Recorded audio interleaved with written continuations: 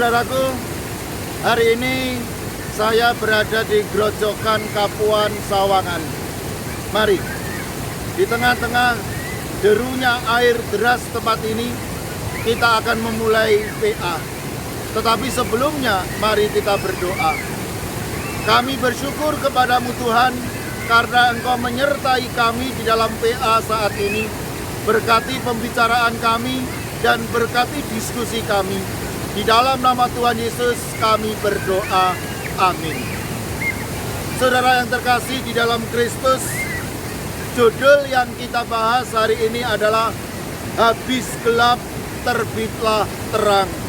1 Tesalonika 4, 13, 18. Saudara, kematian adalah identik dengan sesuatu yang gelap, sesuatu yang sedih, sesuatu yang kelam, dan akhir dari segalanya.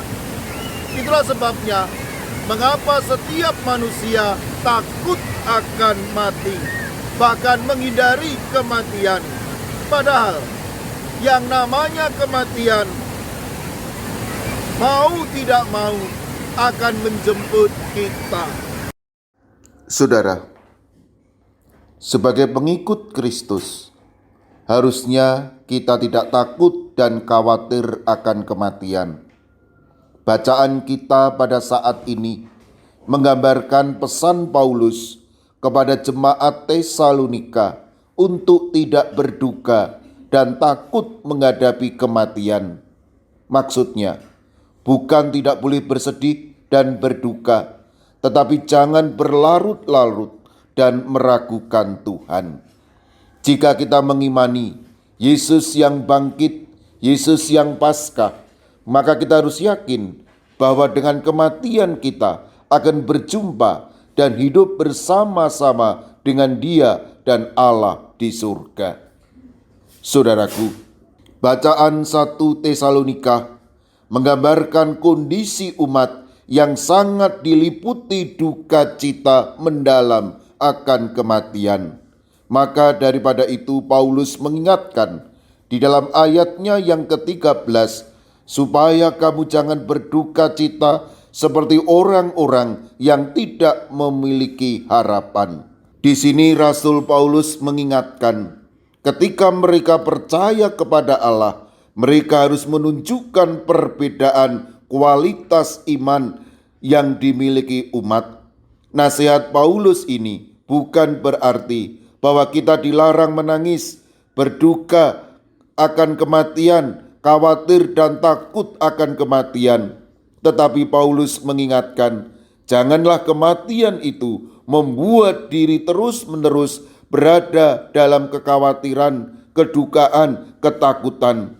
Karena apabila berlarut-larut bisa menjadi dosa karena kita meragukan cinta kasih dan pemeliharaan Allah yang hidup. Saudara, Paulus juga mengatakan bahwa mereka yang mati akan dibangkitkan di dalam ayatnya yang ke-16. Mereka yang mati dalam Kristus akan lebih dahulu bangkit. Yang dimaksud bangkit di sini bukan secara jasmani bangkit tubuh dan raganya ke dunia, melainkan bangkit dari perilaku-perilaku buruk dan menjadi pribadi baru yang lebih baik sehingga berdampingan dengan Allah. Kematian Yesus yang lalu bangkit menjadi pokok penekanan Paulus, di mana Yesus mati namun mengalahkan kuasa dosa dan sebagai penebus bagi manusia. Inilah yang ingin diajarkan Paulus kepada umat, bahwa kematian bukanlah akhir dari segalanya, melainkan sebuah kemenangan melalui hidup baru yang kekal. Ingat saudara, di dalam Pengkhotbah 3 ayat 2a, ada waktu untuk lahir, ada waktu untuk meninggal. Demikian juga dengan kehidupan ini. Kehidupan ini adalah tahapan-tahapan. Kita bisa mengerti bagaimana kehidupan ini dimulai dari lahir, kemudian bertumbuh, berkembang, dan suatu saat akan mati. Dan itulah kehidupan. Dan itulah sebabnya Paulus mengingatkan bahwa setiap orang yang mati dalam Kristus akan mendapatkan kebahagiaan dan sukacita jauh melebihi yang dirasakan ketika hidup. Sebagai manusia yang masih hidup di dunia ini, kita tidak perlu takut dan khawatir akan kematian. Kita hanya perlu hidup sesuai dengan perintah Tuhan. Kematian bukanlah akhir segalanya, melainkan kemenangan karena Kristus dan hidup yang kekal bersamanya. Karena tidak selamanya akan mendung dan turun hujan.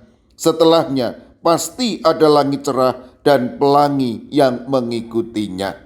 Mari saudara, kita lanjutkan di dalam ruang diskusi. Saya tunggu.